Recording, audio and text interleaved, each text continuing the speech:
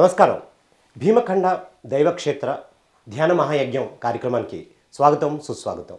శైవ క్షేత్రంలో జరుగుతున్న ఈ ఒక ధ్యాన మహాయజ్ఞం ఈ కార్యక్రమానికి మరి ఎక్కడ జరగబోతుంది, ఎలా జరగబోతుంది, ఎవరెవరు మాస్టర్స్ రాబోతున్నారు అనే ఈ అంశం ఈ ఒక ఎపిసోడ్లో మనం తెలుసుకుందాం. ఈ అంశాలని చెప్పడానికి మనతో పాటు ఉన్నారు senior pyramid master BS Gupta, అలాగే బి అన్నపూర్ణ గారు. వాళ్ళిద్దరు దంపతులు మరి పత్రిజీ ఎక్కడ ధ్యానం చేయించినా, ఎక్కడ మహాయజ్ఞం చేయించినా అన్నదానం ట్రస్ట్లో వాళ్ళు ఒక సపోర్ట్ అక్కడ అందిస్తూ ఉన్నారు, సేవ చేస్తూ ఉన్నారు. సో ఇలాంటి అద్భుతమైన దంపతులతో ఇవాళ మాట్లాడి మరి ఈ మహాయజ్ఞం గురించి మనం తెలుసుకుందాం. నమస్తే సార్. నమస్తే అండి. Welcome to the show. Yes అండి, ఒక శైవ క్షేత్రంలో చాలా అద్భుతంగా ఒక మహాయజ్ఞం చేద్దాం అనేసి మీ ఒక అద్భుతమైన సంకల్పానికి నా అభినందనలు. Thank you. సో ఈ మహాయజ్ఞం చాలా అద్భుతంగా జరగాలని ఆశిస్తున్నాం. సో మొట్టమొదటిగా మరి ఈ ఒక మహాయజ్ఞం అంటే ఏ తేదీల్లో చేయబోతున్నారు కొంచెం మాకు వివరించి చెప్తారా? తప్పకుండా. డేట్స్ చెప్పే ముందు అసలు ఈ శైవ క్షేత్రంలో మనం యజ్ఞం ఎందుకు చేస్తున్నాము అంటే ద్రాక్షారామానికి భీమఖండం అనేది ఒక నామకరణం ఉంది sir. Okay. Draksharama temple central pole అయితే ద్రాక్షారామ చుట్టూ మనకి 27 నక్షత్రాలు ఉన్నాయి. నక్షత్రానికి 4 పాదాలు. ఓకే. 4 పాదాలు ఇంటూ 27 108 శైవక్షేత్రాలు ఉన్నాయి. దాని అనుసంధానం అయ్యి ఉంటాయి ఆ టెంపుల్కి. దాన్ని ధ్యాన భీమఖండం అంటారు. భీమఖండం అనేవారు మన పత్రి సారు వచ్చినప్పుడు దాన్ని ధ్యాన భీమఖండంగా మార్చి దేవాలయాలు ధ్యానాలయాలు అవ్వాలి అనే మార్గంలో అది అక్కడ స్టార్ట్ చేయడం జరిగింది, ధ్యాన భీమఖండం ప్రాజెక్టు. ఇప్పుడు మన పిఎంసి వారి ఆధ్వర్యంతో అక్కడ ఒక యజ్ఞం చేయాలని పత్రిజీ సార్ మెసేజ్ ఇచ్చారు. వావ్. దాంతో అనుసంధానం అయ్యి ఈ యజ్ఞం చేయబోతున్నాం. ఈ యజ్ఞం వచ్చినప్పటికీ జనవరి 10, 11, 12 తేదీల్లో సంక్రాంతి సంబరాలు ప్లస్ యజ్ఞంగా ఉంటుందని ఇది స్టార్ట్ చేయడం జరుగుతుంది సార్. ఈ మెసేజ్ ఎలా వచ్చిందో అన్నది కూడా మనం తెలుసుకుందాం. వశిష్ఠ గౌతమి ఓపెనింగ్కి సేద్ బాలకృష్ణ గారు వచ్చారు. ఇంతకుముందు గతంలో 2-3 సార్లు మా ఇంటికి రావడం జరిగింది. ఓకే. అప్పుడు నేను ఇంకా ధ్యానంలోకి రాలేదు. మా మేడం 20 years బ్యాక్ నుంచి సీనియర్ దీంట్లో. నేను ఎంతసేపు ప్రాపంచికంలో గుడి, దైవం, అన్నదానం ఆ భక్తి మార్గంలో ఉన్నాను. అప్పుడు చెప్పినా కూడా నేను ఎక్కలేదు, నాకు కనెక్ట్ అవ్వలేదు. సో మొన్న కోవిడ్ తోటి నాలో మార్పు జరిగింది. మార్పు జరిగిన తర్వాత 2021 నుంచి ఉగాది ధ్యాన మహాయజ్ఞం నుంచి స్టార్ట్ అయ్యి నేను ఈ ధ్యాన మార్గంలోకి రావడం జరిగింది. ఆ ప్రక్రియలో మొన్న నవంబర్ 11ని సేద్ బాలకృష్ణ గారు వశిష్ఠ గౌతమి ఓపెనింగ్కి వచ్చారు. వచ్చినప్పుడు ఆ రోజు మా ఇంటికి రావడం జరిగింది యాదృచ్ఛికంగా. వచ్చిన తర్వాత రాత్రి మెడిటేషన్లో కలిపి కూర్చున్నాం, గ్రూప్ మెడిటేషన్లో. ఆయన కౌన్సిలింగ్లో నాకు థర్డ్ ఐ ఓపెన్ విజన్ జరిగింది. అప్పుడు ఆయన పిఎంసి యొక్క అభివృద్ధి గురించి అడిగితే పిఎంసి వారిని 12 యజ్ఞాలు చేయమని ఆదేశం చేయడం జరిగింది. ఓకే. అది 1100 రోజుల్లో చేయాలి. ఆ 1100 రోజుల్లో 12 యజ్ఞాలు చేయాలి. అన్ని జిల్లాలని కవర్ చేస్తూ పిఎంసికి సార్ ఇచ్చిన మెసేజ్ అది. అది స్టార్టింగ్ నాకే వచ్చింది భాగ్యం. దాని భాగంగానే ఫస్ట్ యజ్ఞం పత్రి సారు విభూది పళ్ళెంలో రాసి చూపించారు. అది కూడా టెంపుల్లోకి తీసుకెళ్ళి హాస్టల్గా ద్రాక్షారామ భీమేశ్వర స్వామి టెంపుల్లోకి తీసుకెళ్ళి ఆ టెంపుల్లో ఎప్పుడు కూడా విభూది పళ్ళెం ఉంటుంది, దాంట్లో ఆయన హ్యాండ్ రైటింగ్తో రాసి చూపించారు. అలాగే నేను కూడా ద్రాక్షారామ మాణిక్యాంబ సమేత భీమేశ్వర ధ్యాన మహాశైవ క్షేత్ర యజ్ఞం కింద ఆయన చెప్పడం జరిగింది. అది అన్ని జిల్లాలకి కలిపి ఇక్కడ ఉమ్మడి తూర్పుగోదావరి జిల్లా, ఎందుకంటే యాక్చువల్గా తూర్పుగోదావరి 3 జిల్లాలుగా మారింది. అది ఉమ్మడి తూర్పుగోదావరి జిల్లా కిందే పిరమిడ్ మాస్టర్లందరినీ కలుపుకుని ఈ యజ్ఞం అనేది తలపెట్టడం జరిగింది సార్. చాలా బాగుంది. ఈ యజ్ఞం మనకి తెలిసిపోయింది, పత్రిజీ విజన్ ద్వారా ఈ యజ్ఞం చేయాలని తెలిసిపోయింది.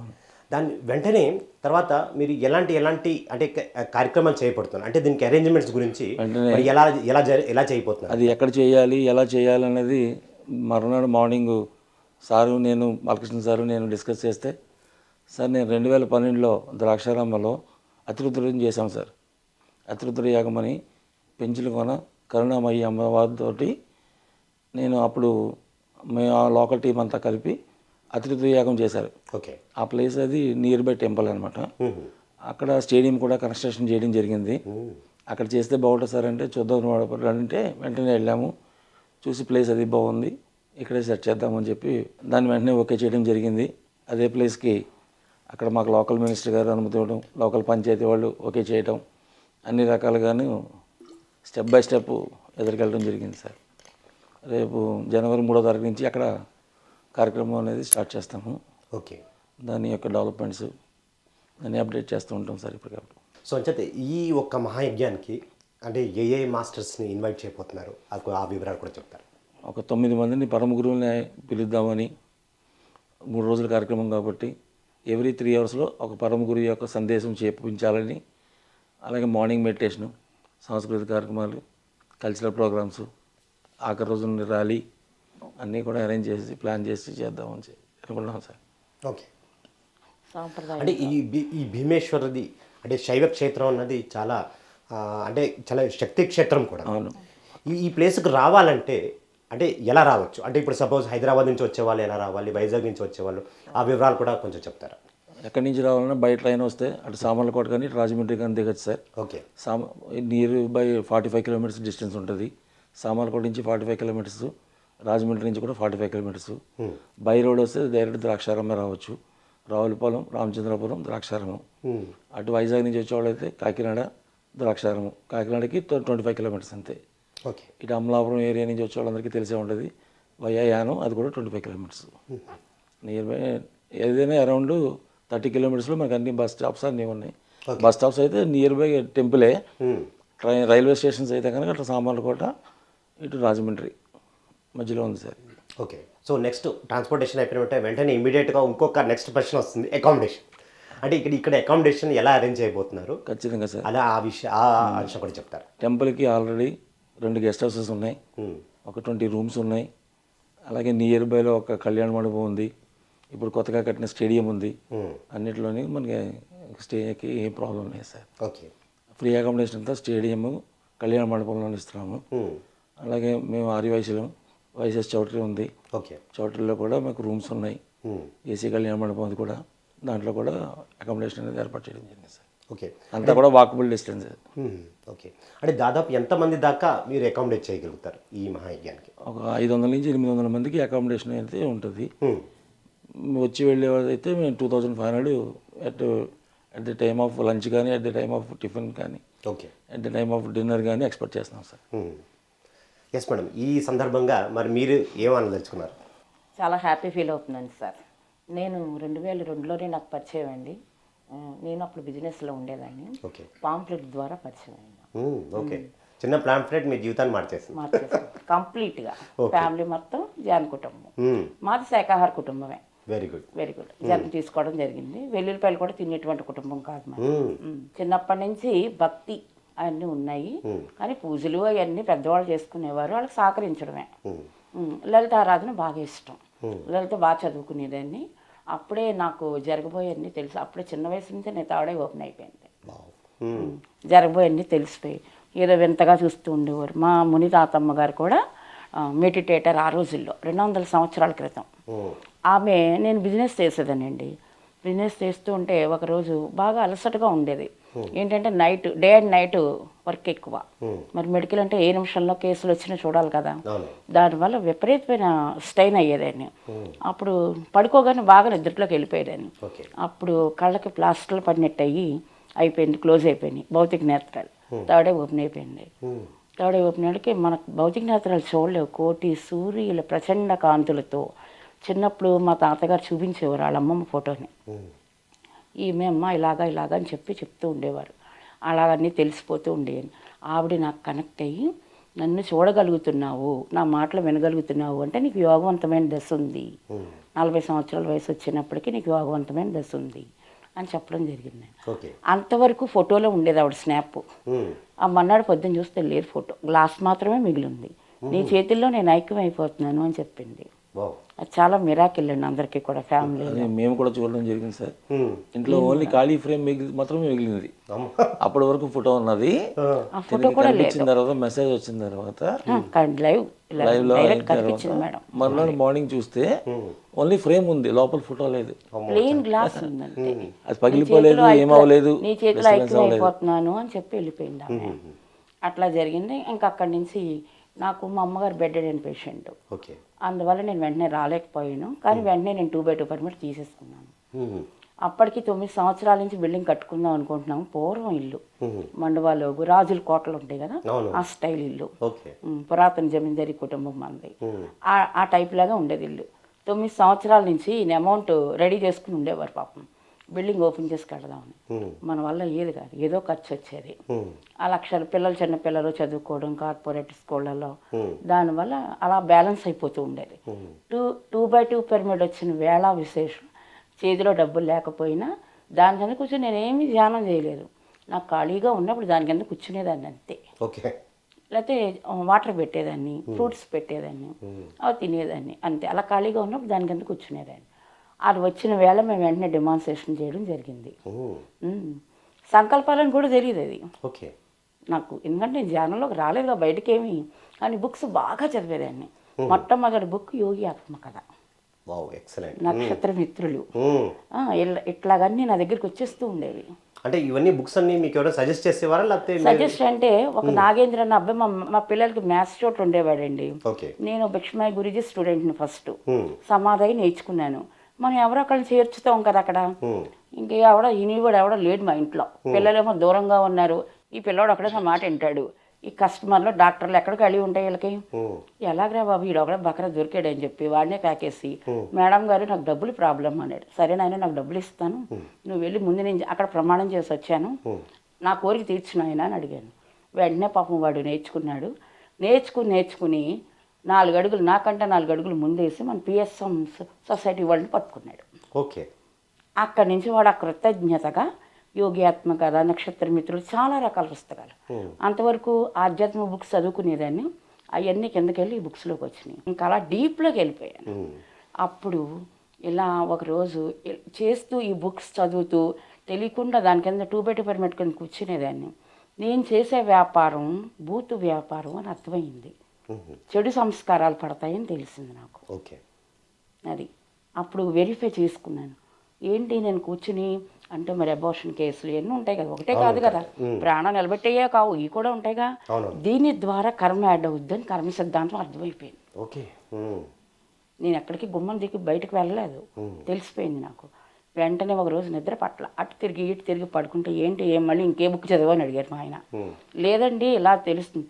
అయితే తీసిపాడి దబ్బు, నా భార్య నేను పోషించుకోగలను, ఇంతవరకు సహకారం చేసావు మాకు చాలు, వదిలిపాడి. మెడికల్ షాప్ తీయడం అంటే మాటలా 8 ఊర్లకి బాగా నియమడితే ప్రిస్క్రిప్షన్ లేకుండా మెడికల్ ఇచ్చేసేదాన్ని, మెడిసిన్ అంత గ్రిప్. అప్పుడు వీళ్ళందరినీ డైవర్ట్ చేసుకుని వేరే చోటకి షిఫ్ట్ చేసి అక్కడకున్న మందుల్ని ఓల్డేజ్ హోమ్లకి, డాక్టర్లకి, అనాథాశ్రమాలు, అదే అన్నిటికీ మొత్తం ఫ్రీగా పంచిపెట్టేసి బయటకు వచ్చాను. అయిపోయింది, ఓకే అనుకున్నాం, బిల్డింగ్ కట్టేసుకున్నాం సంకల్పాలతోనే. అది కూడా నాకు తెలియదు, సంకల్పాలని కూడా తెలియదు. నిరంతరం యోగులు మా ఇంటికి రావాలి, వాళ్ళకి నిత్యం అన్నదానం పెట్టుకోవాలి అని అనుకునేదాన్ని. అంటే ఎవరో తెలియదు, వాళ్ళకి యోగులు అంటే కూడా తెలియదు. నాకు ఎన్నర నుంచి వచ్చేసేది. అదే అనుకుంటూ ఈయన పాపం సంపాదించడం, డబ్బులు ఇవ్వడం, నేనే కట్టించడం. ఇల్లు 1 year పడుతుందన్న ఇల్లు 8 నెలల్లో కంప్లీట్ చేయించేసాను. అయిపోయింది, గృహప్రవేశం అయిపోయిన తర్వాత ఈయన అడిగారు, పూర్ణ నీకు 24 గంటలు నీతో మాట్లాడటానికి కూడా ఖాళీ ఉండేది కాదు, కంచంలో అన్నం పెట్టి పరిగెట్టుకుని నాకు పేషెంట్లో ముఖ్యమని వెళ్ళిపోయేదానివి, ఇంత బిజీ షెడ్యూల్లో ఉండేదానివి, నువ్వు ఇప్పుడు ఏం చేయాలనుకుంటున్నావు అని అడిగారు. తీసాను అండర్ గ్రౌండ్లోంచి పుస్తకాలు, పత్రిసర్ని చూపించాను. ఈ స్పిరిచువల్లోనే ఉంటాను, ఈ మార్గాన్ని ఎంచుకున్నాను, మీకు ఇష్టం ఉన్నా లేకపోయినా నాకు ఇదే ఇష్టం. సరే నీ ఇష్టం అన్నారు. ఈలోగా 1 month అయింది. 1 month అయినాటికి మాకు ఈ పంచలకోన మాత వచ్చారు, కరుణామయ్య అమ్మ, విజయశ్రీ మాత పెంచలకోన. ఆవిడ ఒక జన్మలో నాకు సోదరి. అది కూడా నాకు మెడిటేషన్లోనే తెలిసింది. నాకు కనెక్ట్ అయింది. ఇదేంటి ఈవిడెవరు అనుకున్నాను, ఎందుకు ఇలా కనిపిస్తున్నారో అనుకున్నాను. కానీ అంత జ్ఞానము లేదు, ఎవరు చెప్పడానికి ఎవరు కూడా నాకు లేరు అక్కడ, ఈ జ్ఞానం సంబంధించిన వాళ్ళు ఊర్లో. అయితే ఈలోగా రావటం, ద్రాక్షారం అంటేనే శ్మశానం. అమ్మ మరి శ్మశానంలో ఉండదు కాబట్టి ఈశాన్య మార్గంలో నా సోదరు ఉంది, వెళ్ళిన కబురు చేసింది. రావటం కరెక్ట్గా మా బిల్డింగ్ అయి 1 month అయింది. వచ్చారు జనాలు, ఇంక చాలామంది వచ్చారు. అయిన తర్వాత పాలపూజ చేస్తాం కదా కామన్గా. ఈయన అడిగింది నీకేం కావాలని, ఆయన కోరికలు ఆయన కోరారు. నన్ను అడిగింది, అమ్మ నీకేం కావాలి? నాకు పరిపూర్ణ జ్ఞానం కావాలమ్మా అని అడిగాను. తదాస్తు అంది. కరెక్ట్గా 41 రోజుకి జ్ఞానం క్లాస్ మన ఇంట్లో మొదలు పెట్టడం జరిగిందండి. ఇంకా అక్కడి నుంచి అంచెలంచెలుగా ప్రతి స్టెప్ ఎక్క. 41 రోజుల్లోనే రామచంద్రపురంలో బంగారాజు గారు పిరమిడ్ ఓపెన్ చేశారు. పత్రి సార్ వచ్చారు. ఆ రోజే తొలి షేక్ అయ్యింది.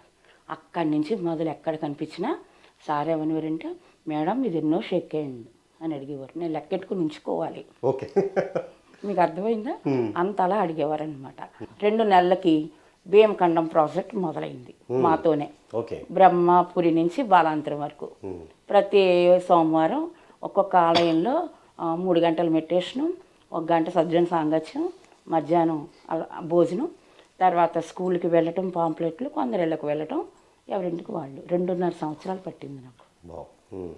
ఈ మధ్యలోనే భీమఖండం జరుగుతుండగానే నాకు బాలకృష్ణ గారు తాపేశ్వరంలో సేతు క్లాస్ పెట్టారు. సేతు అంటే ఏంటో కూడా నాకు తెలియదు. ఫోన్ వచ్చింది, వెళ్ళిపోయాను. నేను రమ్మంటే నాకు కూడా 20 మంది వచ్చేస్తారు. తీసుకెళ్ళిపోవడమే నా పని. అంటే సేత్ అంటే నాకే తెలియదు, దీనికేం చెప్తాను. ఎవరో మాస్టర్లు ఫోన్ చేశారు, నేను వెళ్తున్నాను. పొద్దున్న వెళ్ళి సాయంత్రానికి వచ్చేద్దాం అనుకున్నాం. కానీ క్లాస్ అద్భుతంగా ఉంది. ఇంటికి వచ్చేసాను కారులో. కానీ నాలో నేను లేను. ఈయనంటారా, నీలో నువ్వు లేవు, నాకేం చేసి పెడుతున్నాడు, నిన్న అక్కడ దింపుతాను అన్నారు. మళ్ళీ బ్యాచ్ అందరికీ ఫోన్ చేశాను. అందరూ మళ్ళీ వచ్చేసారు. చాలా అద్భుతమైన క్లాస్ అండి. మా వాళ్ళందరూ లో ఫ్రీక్వెన్సీలో ఉన్నారో ఏంటో తెలీదు. కొందరు ఫీవర్లు, కొందరికి వామిటింగ్స్, ఏవో వస్తే సరే రెస్ట్ తీసుకోండి మీరు, బ్యాక్ను ఉన్నాను. అందరికంటే లాస్ట్ లైన్లో కూర్చున్నాం మేము. వాళ్ళందరినీ ఇచ్చేసాం. అలా ఫ్రంట్ రోల్స్ అన్నీ ఖాళీ అవుతూ ఉండేవి. ఒక్కొక్క రోలు దాటి మొత్తం ఫ్రంట్ లైన్కి వచ్చేసాను నేను. పూజలు బాగా ఎవరు చేస్తారన్నారు బాలకృష్ణ గారు. ఈ ప్రోగ్రామ్ చూసి నవ్వుకుంటారు కూడా ఆయన కూడా. ఇప్పుడు ఎంతో ఆనందంగా చెయ్యెత్తేసాను నేను. పక్క నవ్వారు, ఇదేంటి పూజలు ఎత్తే నవ్వుతున్నారు ఏంటి సారు అనుకున్నాను. ఇదేనా తప్ప? మరి భూమి మీదకి వచ్చిన కాడి నుంచి దేవుడే కదా జీవితం, ఇలాగే కదా మన పెద్దవాళ్ళు అంటారు, సరే ఏం చెప్తారు అని. నేను ఎక్కడ ఆగిపోయానో ఆ సబ్జెక్టే వచ్చింది.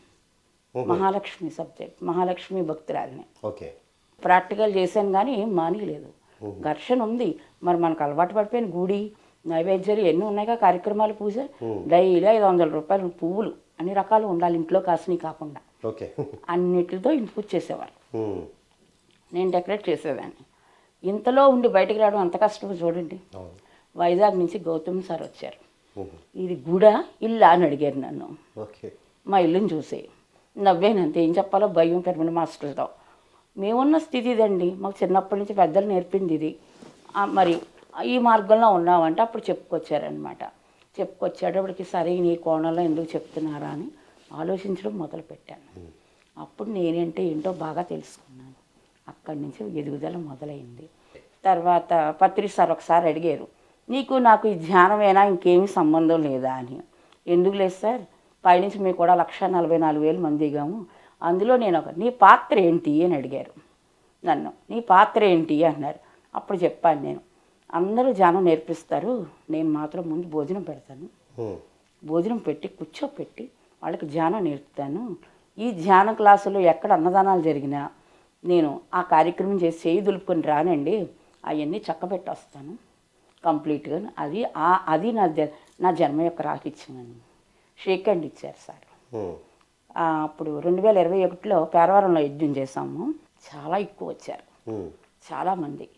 బాగా name and fame and family అవ్వడం, తర్వాత నాకు బాగా పరిచయం ఇస్తులు ఎక్కువ. నేను కాకేగానే వచ్చే జన్మ ఎక్కువ. నేను ఈ కార్యక్రమంలో ఆధిపత్యం వహించానని అందరూ కూడా బాగా పంపించారు. పచ్చళ్ళు అవనివ్వండి, మెటీరియల్, బియ్యం ప్యాకెట్లు, చాలా చాలా స్టాక్ వచ్చేసింది. ఆ యజ్ఞంలో సారు అడిగారనమాట, ప్రైమరీ ఇబ్బందులు ఉంటాయిగా, అంతకుముందు చేసిన వాళ్ళు ఇబ్బందులు ఉంటాయిగా, మనం ఉన్నప్పుడు జరిగేట్లు మాట్లాడలేక ఇబ్బంది పెట్టేవాళ్ళు, ఎలా చేసిన పేర్లు పెట్టేవాళ్ళు ఉంటారు కదా. అలాగా ఉంటే విపరీతమైన బాధపడేదాన్ని. బాత్రూంలోకి వెళ్ళి మా ఆయన ఏమనుకునేవాడు, అమ్మయ్య గొడవ తెలియదు, నీకు దగ్గర నిలబడతావు, వెళ్ళిపోదాం, మళ్ళీ ఎగుళ్ళకి తీసుకుపోదాం అనుకున్నాడు పాపం. 5వ రోజు వచ్చింది. పూర్ణ ఏంటి నువ్వు పత్రి సార్ పక్కన ఉన్నారు, షేక్ హ్యాండ్ ఇచ్చుకోవడానికి కూడా వెళ్ళలేదు అని అడిగారు. కాదండి, నా ధ్యాస అంతా వంట మీదే, నా బాధ్యత. టైంకి టిఫిన్ పంపాలి, మళ్ళీ వంట టైంకి జనాలు ఎంతమంది చూసుకోవాలి, ఇదే నా సెక్షన్. నా డ్యూటీ నేను కరెక్ట్గా చేశాను అంటే పత్రి సారే వస్తారు, నా దగ్గరికి వచ్చి షేక్ హ్యాండ్ ఇస్తారు. కానీ నేను అడుగు తీసి బయటకు వేయను, నా ధ్యాస అంతా దాని. అదే రోజు మధ్యాహ్నం సార్ వచ్చేసారు. చెప్పు 5 రోజుల నుంచి ఏం జరిగిందో అన్నారు. లోపల ఉండిపోయిందిగా. చెప్పాను, మరి ఏం చేద్దాం అనుకుంటున్నాను. రాత్రి వచ్చిన ఎక్స్పీరియన్స్ చెప్పండి అన్నారు. ఆ రోజు రాత్రి ఓబలంకలో ఉండేవాళ్ళం అండి. అక్కడ శాషగిరి గారు చైర్మన్ అనమాట. మాకు ఇచ్చిన రూము వాళ్ళకి ఇచ్చేసాం. ఏంటంటే వాళ్ళకి ఏజ్డ్.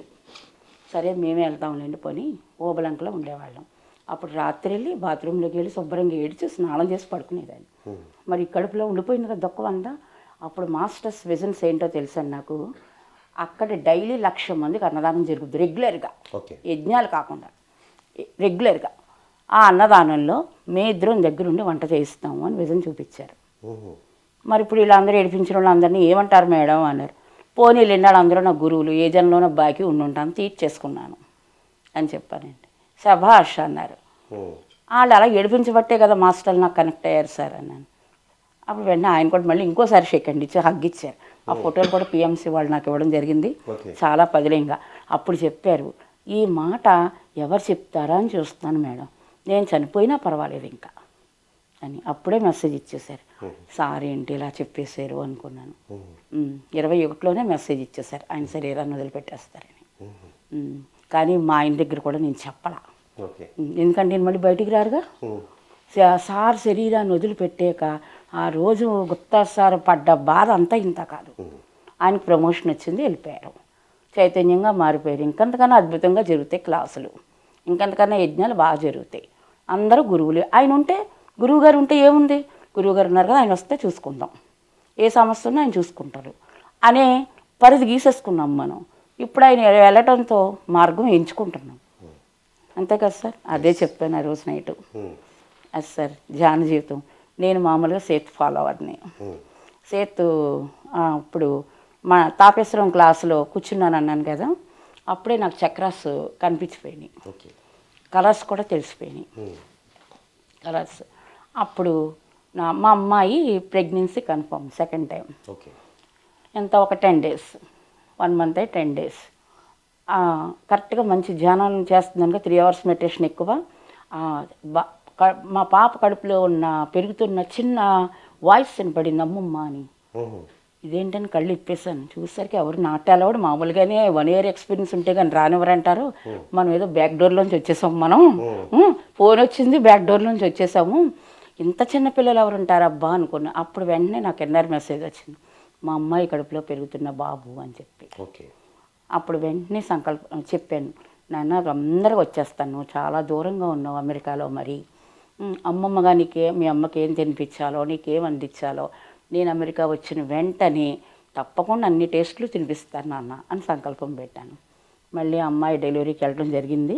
నాకు 23 రోజులు అవకాశం వచ్చింది మా అమ్మాయి దగ్గర ఉండటం. అప్పుడు వాళ్ళ ఫ్రెండ్స్ వచ్చారు, ఇండియా నుంచి వచ్చేటప్పుడు ఫ్రెండ్స్ వస్తారుగా, పేరెంట్స్ వస్తేనే కలవటానికి వచ్చారు. వాళ్ళంతా స్పానిష్, మనకంత ఏమీ రాదు, ఏదో అతహ బోతహ అంటే ఏదో చిన్న చిన్న ఇంగ్లీష్లు మాట్లాడటం తప్ప మనకంత హిందీలు ఇంగ్లీష్లు రావండి. తెలుగు మీడియం చదువులు, తెలుగు మీడియం డిగ్రీలు. అప్పుడు హాల్లో రెస్ట్ తీసుకుంటే, అమ్మ నేను మెడిటేషన్లో కూర్చుంటాను తల్లి, మీరు మాట్లాడుకోండి అని కూర్చున్నాను.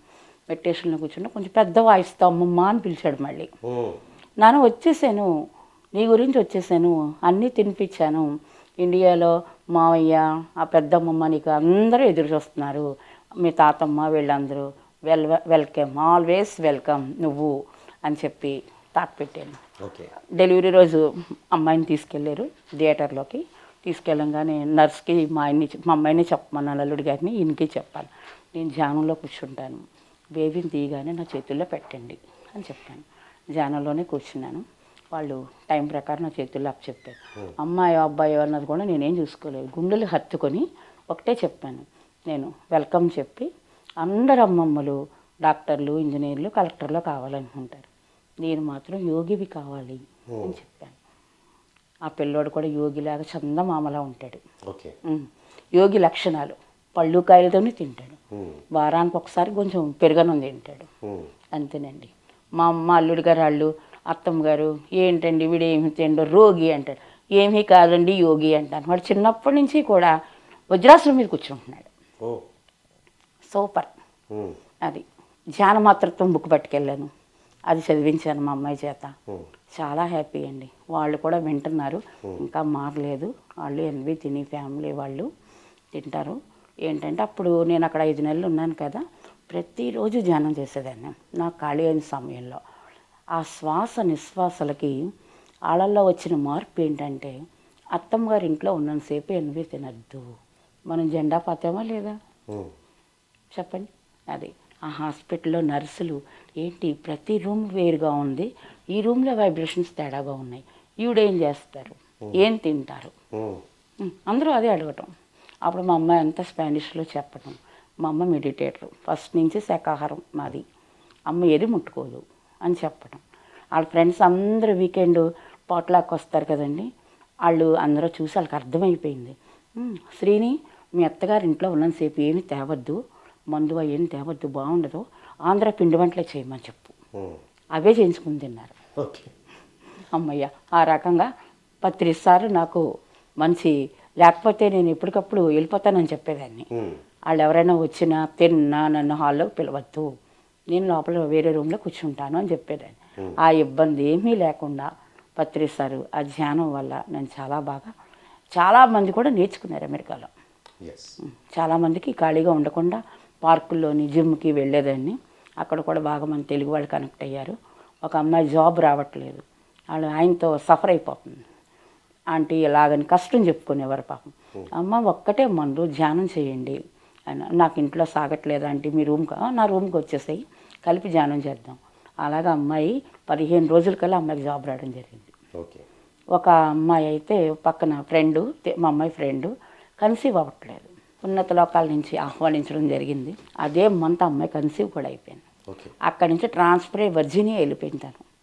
మళ్ళీ నెంబర్ పట్టుకుని మళ్ళీ ఇండియా నెంబర్ నాకు తీసుకుని మా అమ్మాయి దగ్గర కృతజ్ఞతలు తెలియజేసుకుని, అమ్మ నాకు కాదు, నువ్వు 10 మందికి ధ్యానం నేర్పు, నీకు దగ్గరలో ఉంటాయి కదా మీకు అక్కడ పిరమిడ్లు, నువ్వు ఇవ్వగలిగిన డొనేషన్ పిరమిడ్లకు అందజేయి, ఇదే నేను కోరుకున్నది అని చెప్పానండి.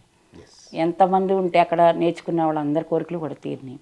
మేము కూడా చాలా హ్యాపీ ఫీల్ అయ్యాం.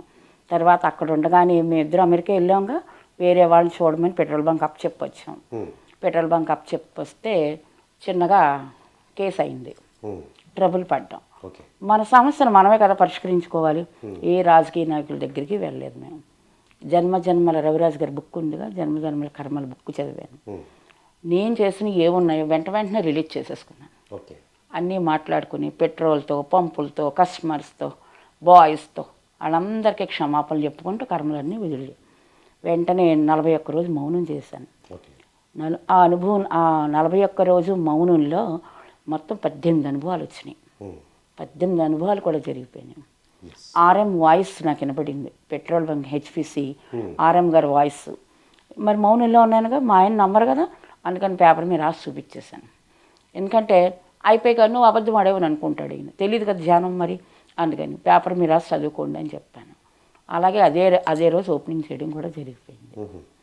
అట్లా ప్రతి అనుభవం జరిగినాయి సార్. ఇప్పుడు శైవ క్షేత్రంలో మీరు ధ్యాన యజ్ఞం చేయబోతున్నారు. సో ఇలాంటి తరుణంలో యాస్ట్రల్ మాస్టర్స్ నుంచి మీకైనా గైడెన్స్ రావడం కానీ, లేకపోతే ఇలా చేస్తే మంచిది, యజ్ఞం ఇలా చేస్తే మంచిది అని వాళ్ళు చెప్పడం కానీ, ఇలాంటి మెసేజెస్ అయినా వచ్చాయి?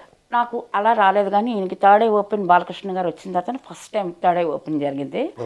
అదైన మర్నాడు ఏం జరిగిందంటే, గుడి చుట్టూ ప్రాంతం అంతా కూడా హాస్టల్ మాస్టర్స్ ఫామ్ అయిపోయారు సార్. ఇంకా అప్పుడు చెప్పాను, మీరేమి ఇబ్బంది పడిన అవసరం లేదు, వాళ్ళు వర్కలు స్టార్ట్ చేశారు, మనం భౌతికంగా చేయాల్సిన పని చేయడమే. అది ఆ విజన్ కనిపించింది సార్.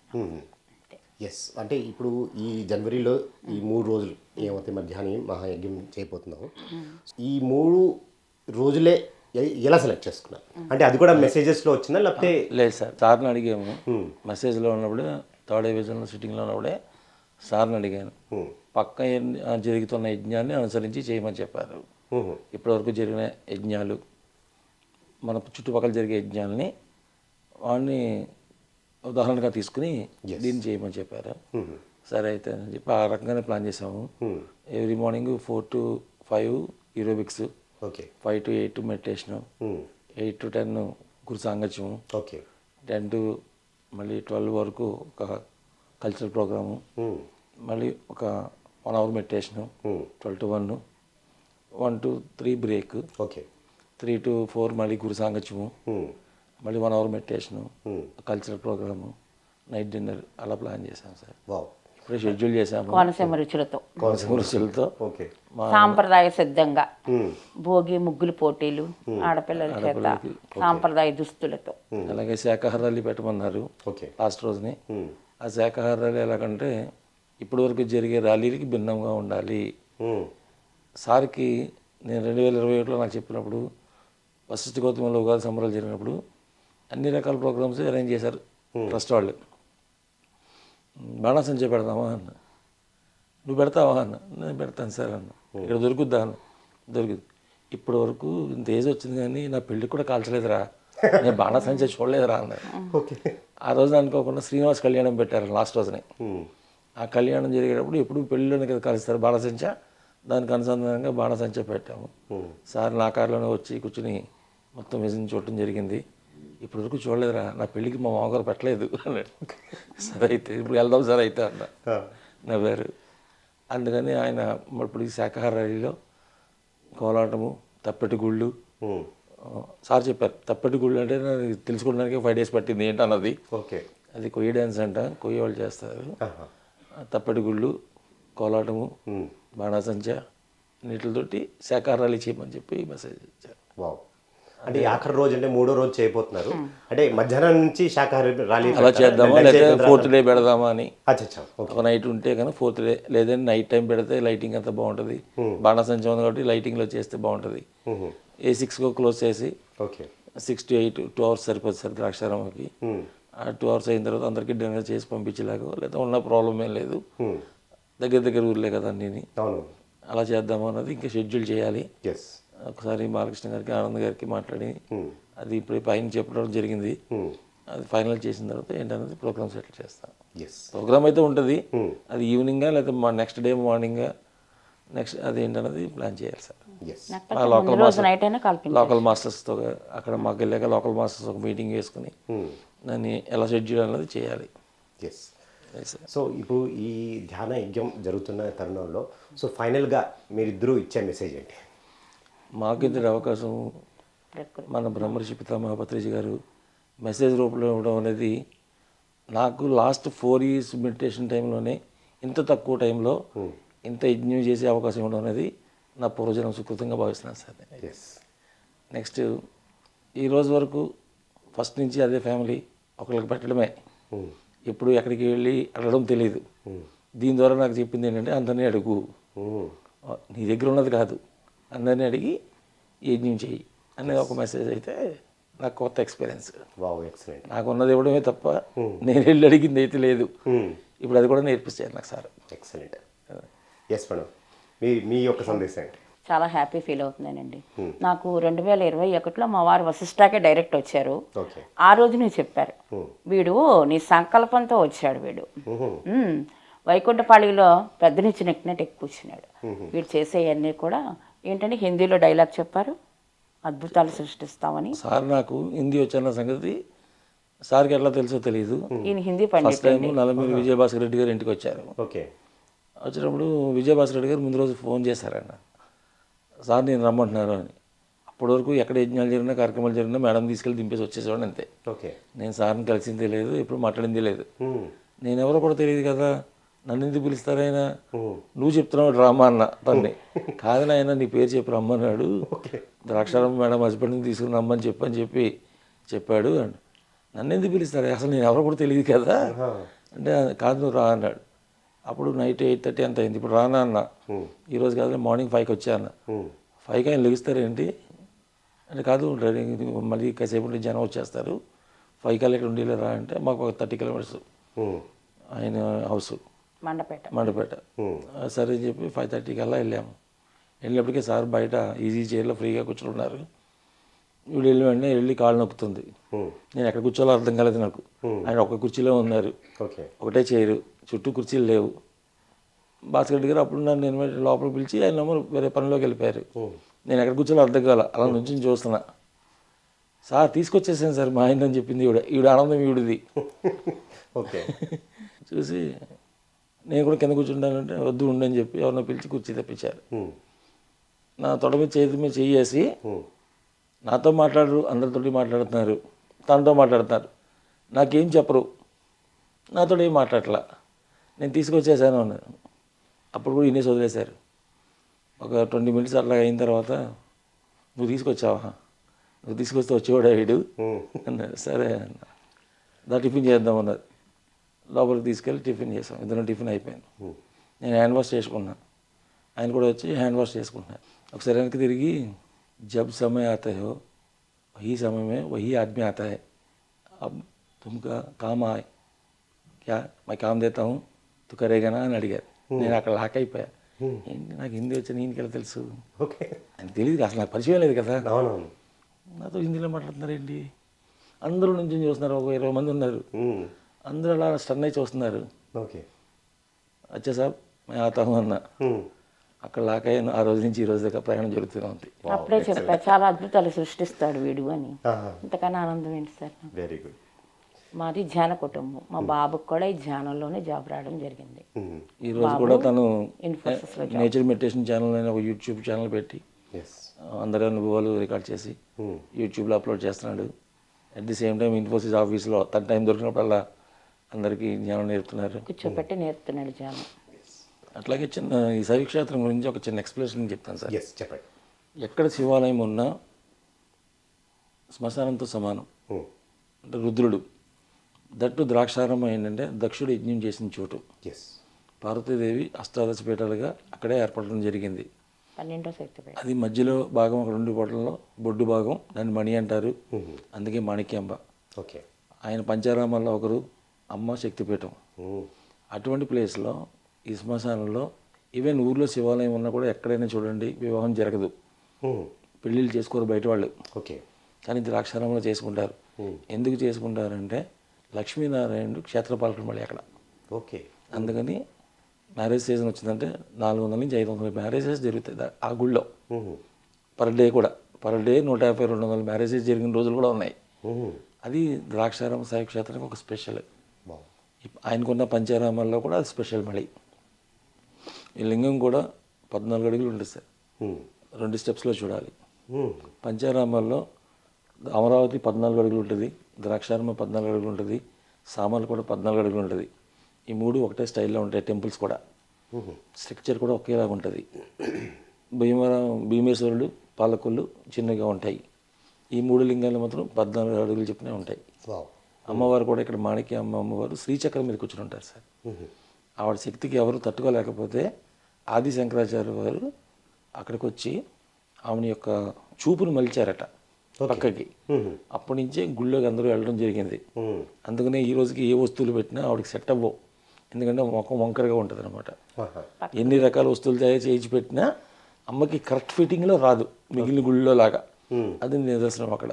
ఓకే, ఇంకపోతే అంత నిదర్శనమైన అంత కళ్యాణం జరిగే రోజుని సార్ ఒక యజ్ఞం అంటే కళ్యాణంతో సమానం, అందుకని ఆ ప్లేస్ నిర్ణయించడం జరిగింది. సార్ కూడా మా తరతరాల నుంచి కూడా అక్కడ తాతగారు ముత్తాతగారి దగ్గర నుంచి ప్రతి కార్తీక మాసంలో నక్షపత్రి పూజ, అన్నదానం అందరూ ద్రాక్షారం మొత్తం పెట్టేవారు. ఇప్పుడు ఆ తరంలో పుట్టిన నేను భీమకండ శైవక్షేత్రం మన సొసైటీ నుంచి యజ్ఞం చేయడానికి ఆశీర్వదించబడ్డాను. సార్ కూడా నిర్ణయించింది. ఫస్ట్ యజ్ఞం అక్కడ ఎందుకు నిర్ణయించారంటే అన్నింటికన్నా స్పెషల్ మన పిఎస్ఎస్ఎం మూమెంట్కి బాగా దగ్గరైంది ఒక విశేషం ఉంది సార్. అది ఏమిటంటే దక్షిణామూర్తి గుడి ఉంటుంది, మేధా దక్షిణామూర్తి గుడి. మనకి ఈ గురు ప్రపంచంలో ధ్యానం అనేది నేర్పితే ఫస్ట్ శివుడు మేధా దక్షిణామూర్తికి అవతారం ఎత్తిన తర్వాతే అందరికీ ధ్యాన ప్రచారం చేశారు. ఫస్ట్ స్టార్టింగ్ ఆ గుడి అక్కడే ఉంది, అదే ప్రాంగణంలో. అన్ని విశేషాలతో ఉన్న గుడి సార్. సో అందరినీ కూడా ఆహ్వానిస్తున్నాము. తప్పకుండా అందరూ వచ్చి యజ్ఞాన్ని విజయవంతం చేయాలని మా ఆశ, ఆంక్ష, మా కోరిక. ఆర్ఆర్ వెల్కమ్ సార్. ఎస్ సార్, ఎంతో అద్భుతంగా మరి ఈ భీమకండ శక్తి క్షేత్రంలో ఎంతో అద్భుతంగా ధ్యాన మహాయజ్ఞం చేయాలని మీ ఇద్దరు దంపతులు మరి మీరు చేపట్టారు. సో ఇదంతా విజయవంతంగా జరగాలని కోరుతూ మీకు ఎంతో కృతజ్ఞతలు. Thank you very much. So చూశారు కదండి.